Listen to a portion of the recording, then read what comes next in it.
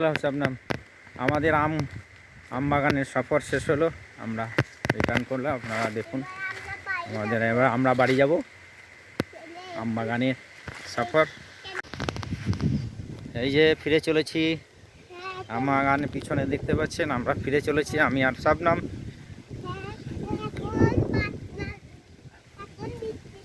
হ্যাঁ, বাজনা বাজছে।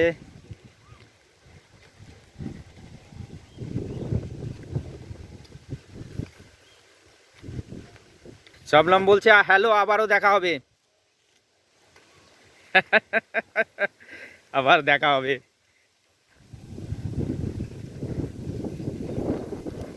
ওয়াও, টাম টাম টাম ট্রাম ডান্স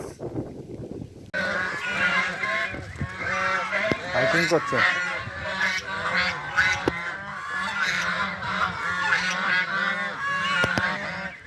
ওকে ধর, ওকে ধর, ওকে ধর। হ্যাঁ,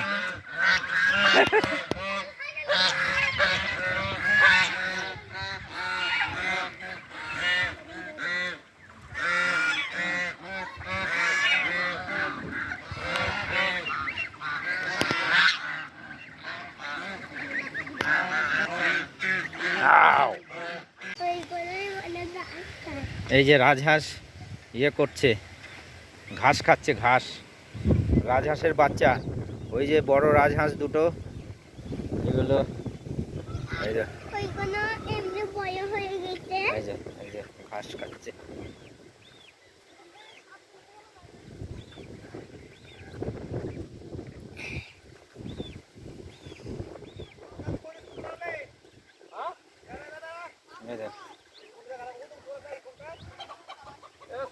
এই যে মাম্মা সোয়ান, মাম্মা সোয়ান।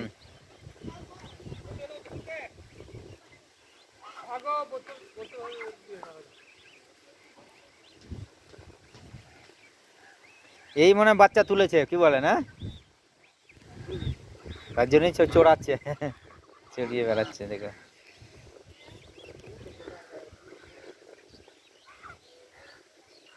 ঘাস খাচ্ছে, দেখেছে ঘাস খায়। তোমাদের আছে? শীত লাগছে নাকি? চলো। ধানগুলো এখনো পাকা হয়নি, সরু ধান, সরু ধান।